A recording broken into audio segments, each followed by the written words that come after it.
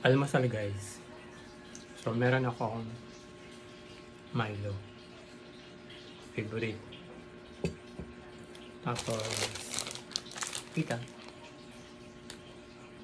Baka naman pita. Right. Tapos honey.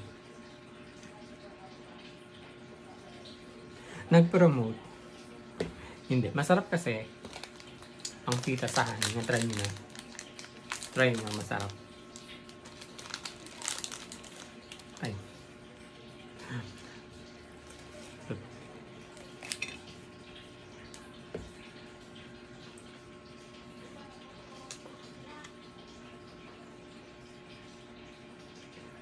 Kala ko may langgam.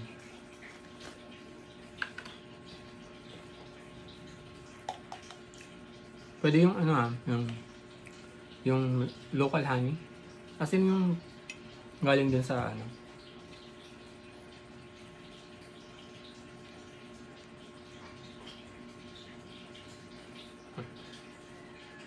pwede nyo dagdagan.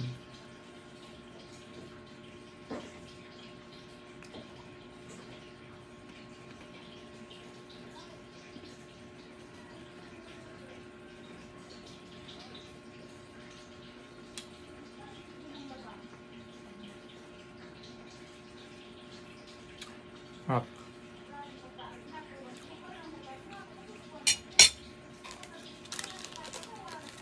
Sarap pa.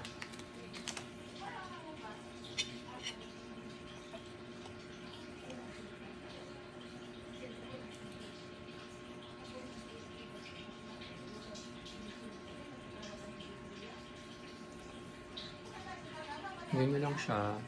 Pero wag yung awas-awas. Yung tumutulo. Pero pwede naman siya. Pero kainin din.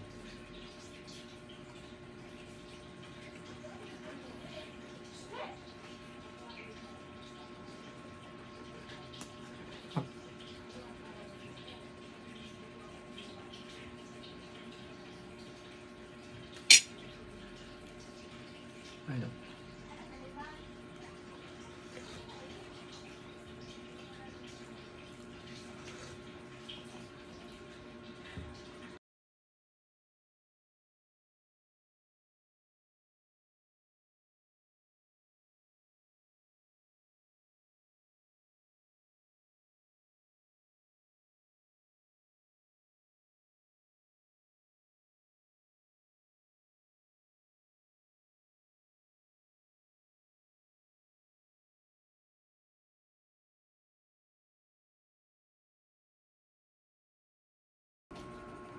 Malapit ako matapos na almusal.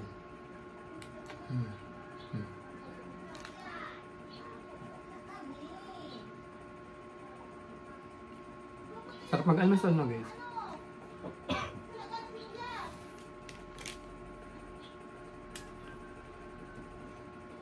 Pero nung bata pa ako, feeling ko, or sa mga naalala kong scene, nung bata pa ako, parang mahal ko. Yun, malapit. Parang almusal yung pinakamahirap akong pakainin ni nanay. Kasi diba, kunyari, 5 years old, 6 years old, 7 years old. Tapos, mag-almusal ka, maliligo, papasok. Gigising.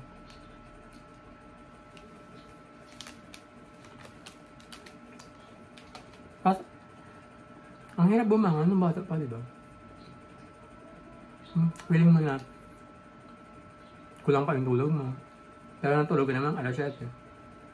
Kasi yung required na oras na natutulog ka. 7 a.m. Ay 7 p.m. Kasi wala kaming TV. Wala. Nakakapanood lang kami ng TV sa kapitbahay namin. Every weekend. Kasi may pasok ng weekdays. Naalala ko yan, di ba? Those are the days. Those were the days. Basta yun na yun.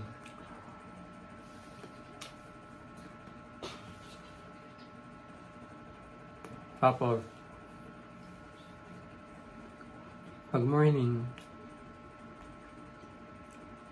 gigising ka na lang. Kakain. Maliligo, bibihis. Papasok. Tapos, hindi ako hinahatid din nanay sa school. Even yung mga kapatid ko. Kasi yung school namin, as in walking distance, kapitbahay lang namin ang school.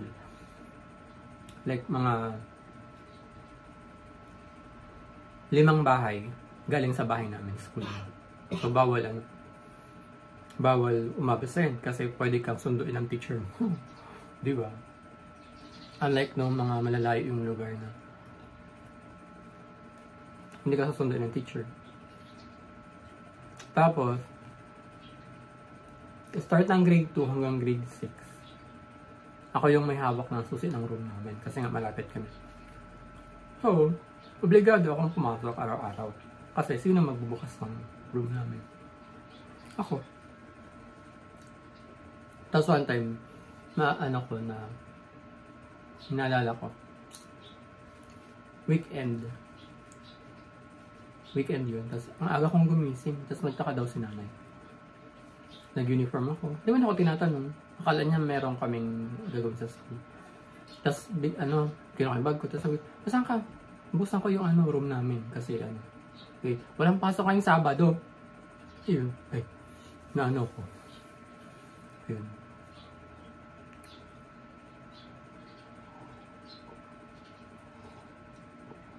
Tapos, may mga days din na hindi sa disclaimer, hindi sa pagpapaawa sa social media, pero the reality is may mga pagkakataon din nung bata ako na naging story na yung wait lang, nasaan ako? Sabi ko, yung may mga pagkakataon din nung bata ako or bata kami na wala kaming baon. Naranasan din namin yun. Hindi lang once, not twice, many times. Kasi kahit na high school. Kasi talagang mahirap ang buhay sa probinsya. Aminado, ako yan. And alam niyo na mga kapatid ko. Pero hindi kami napigilan na hindi pumasok. Kasi walking distance nga lang yung school. Yung high school naman, sa kabilang barangay yun. Yung high school namin. Pero, walking distance pa rin siya. So, ang ginagawa namin, kung wala kaming pera, maga talaga kami gumising like mga 4 a.m. kasi nasa bundok yung bahay namin. So 4 a.m. prepare na kami kaya yung kasunod ko. Third year ako, first year siya. So maglalakad kami hanggang sa school. Exercise na. Diba? Tapos magdadala na lang kami ng kanin sa baonan. Tapos ulam na kung meron tuyo or anything na pwede namin iulam sa kanin. Yun. Ganun. Growing up, ganun. Naranasan din namin na magbenta ng, alam niyo yung pako sa gilid ng sapa. Fern na edible. Edible ba? Kinakain. Yan. Nagbebenta kami yan ng kapatid ko. Like yung ganito, isang ganito, ganito. Basta, isang tali. 3 pesos yan. So, every weekend, gumawa kami ng pako, like Saturday. Kasi ang market day sa amin dati, nabuka ka, sorry. Ang market day sa amin dati, Sunday. So, Saturday ng buong maghapon, nangunga kami ng pako.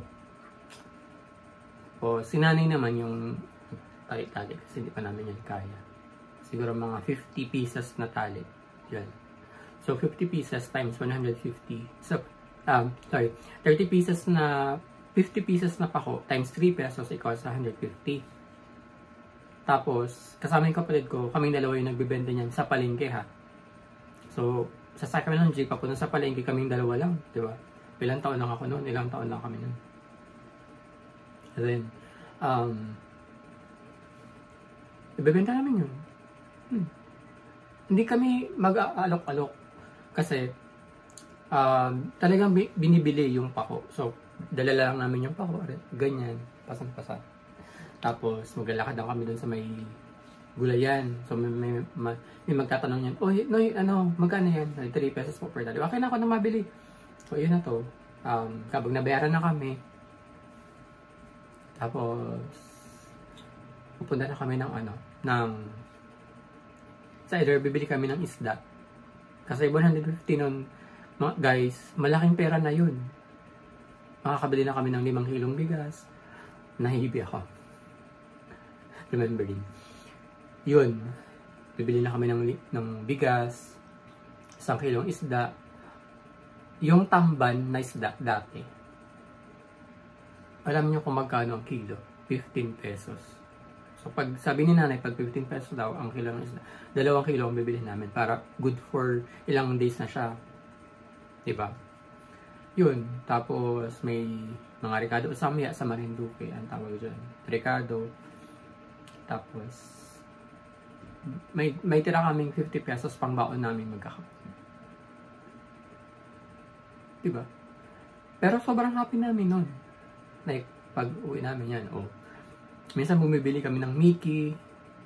Itong Mickey, meron kasi kaming sikat na pansit sa Marinduque, itong Mickey. Itong Mickey na to, meron na siyang free na taba at gulay dati. For only 10 or 15 or 20 pesos isang kilo.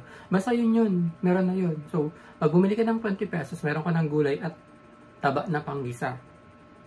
Di ba? Pagdating mo sa bahay, lutuin mo lang to. Pwede na tong ulam.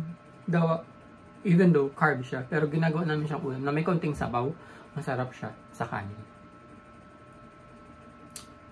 Ang sarap alalahanin ng kabataan. Di ba? I know meron kayong kanya-kanyang story ng kabataan nyo. And yun yung nasa core memory ko na hindi ko siya makakalimutan. Di ba?